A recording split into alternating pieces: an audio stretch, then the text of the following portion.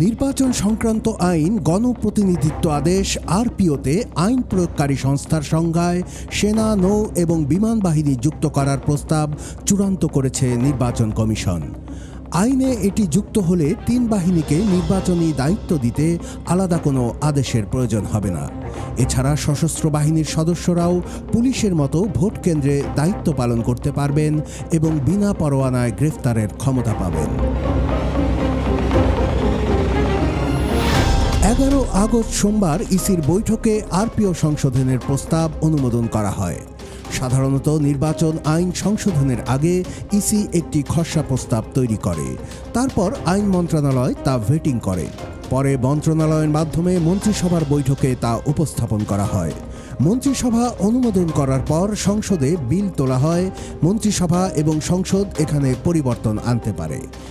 বর্তমানে সংসদ না থাকায় ইসির প্রস্তাব যাবে অন্তর্বর্তী সরকারের উপদেষ্টা পরিষদে। পরে রাষ্ট্রপতির অধ্যাদেশের মাধ্যমে প্রয়োজনীয় সংশোধনী আনা হবে। ইসি কর্মকর্তারা জানান, আরপিওতে 2001 সালে আইন প্রয়োগকারী সংস্থার সংজ্ঞায় সশস্ত্র বাহিনী যুক্ত করা হয়েছিল। এই বিধান 2008 সাল পর্যন্ত ছিল। পরবর্তীতে আওয়ামী লীগ সরকারের আমলে 2009 সালে এটি বাদ দেওয়া হয়।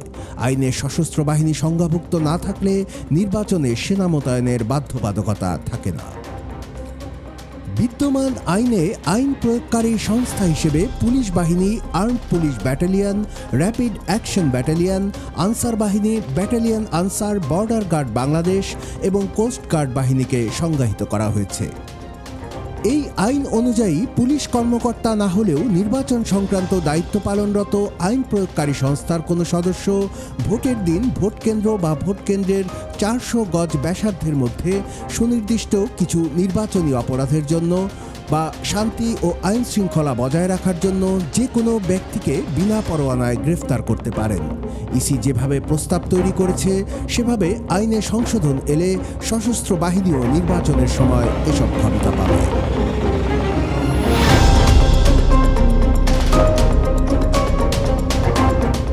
আইনে সংজ্ঞাভুক্ত না থাকলেও নবম সংসদের পরে অনুষ্ঠিত সংসদ নির্বাচনগুলোতে ইন-এইড টু সিভিল পাওয়ারের আওতায় সেনা মোতায়েন করা হয়েছিল। বেসামরিক প্রশাসনকে সহায়তা করার উদ্দেশ্যে মোতায়েন করা হলেও তারা মূলত স্ট্রাইকিং ফোর্স হিসেবে দায়িত্ব পালন করেন। এ সময় তারা ভোট কেন্দ্রে দায়িত্ব পালন করতে পারেন না, নির্বাচনী এলাকার নির্দিষ্ট কিছু জায়গায় অবস্থান নেন এবং প্রয়োজনে টহল দেন। তারা কাজ করেন রিটার্নিং কর্মকর্তা বা ম্যাজিস্ট্রেটের নির্দেশে। বিশেষজ্ঞরা মনে করছেন, সেনাবাহিনীকে শুধু স্ট্রাইকিং ফোর্স হিসেবে রাখার মানে হবে অরাজকতা তৈরির সুযোগ করে দেয়া এবং বিপুল অর্থের অপচয়। তারা মত দিচ্ছেন, সেনাবাহিনীকে আইন শৃঙ্খলা বাহিনীর সংজ্ঞাভুক্ত করে অন্যান্য বাহিনীর সঙ্গে সমন্বয় করে নির্বাচনে লেভেল প্লেইং ফিল্ড তৈরির দায়িত্ব দেয়া হোক। এতে জনগণ ভোট দিতে যেতে উৎসাহ পাবে। অর্থনীতিবিদ দেবপ্রিয় ভট্টাচার্যের মতে, শান্তি শৃঙ্খলা ও নিরাপত্তা পরিস্থিতি ভালো রেখে নির্বাচন করতে হলে সেনাবাহিনীর বৃহত্তর ও কার্যকর অংশগ্রহণ দরকার। তিনি বলেন, নির্বাচনে সেনাবাহিনীকে একটি এঙ্গেজড ফোর্স হিসেবে রাখতে হবে। ভোটের 3 মাস আগে তাদের অবৈধ অস্ত্র উদ্ধারের অভিযানের দায়িত্ব দিতে হবে। ভোটের পরেও অন্তত 10 দিন তাদের মাঠে রাখতে হবে। আইন শৃঙ্খলা পরিস্থিতি নিয়ে স্থানীয়ভাবে যে সমন্বয় কমিটি হবে সেখানেও সেনাবাহিনীকে রাখা হবে বলে আশা প্রকাশ করেন তিনি। 2024 সালের নির্বাচনে 13 দিন মাঠে ছিল সেনাবাহিনী। 29 ডিসেম্বর থেকে 10 জানুয়ারি পর্যন্ত সেনা সদস্যরা স্ট্রাইকিং ফোর্স হিসেবে সে সময় দায়িত্ব পালন করেন। এর আগে 2018 সালের নির্বাচনে সেনাবাহিনী মাঠে নামে ওই বছর 24 ডিসেম্বর, দায়িত্ব পালন করে পরের বছর 2 জানুয়ারি পর্যন্ত। 2001 সালের নির্বাচনে সেনাবাহিনী 15 দিন ও 2008 সালের নির্বাচনে 12 দিন দায়িত্ব পালন করেছিল।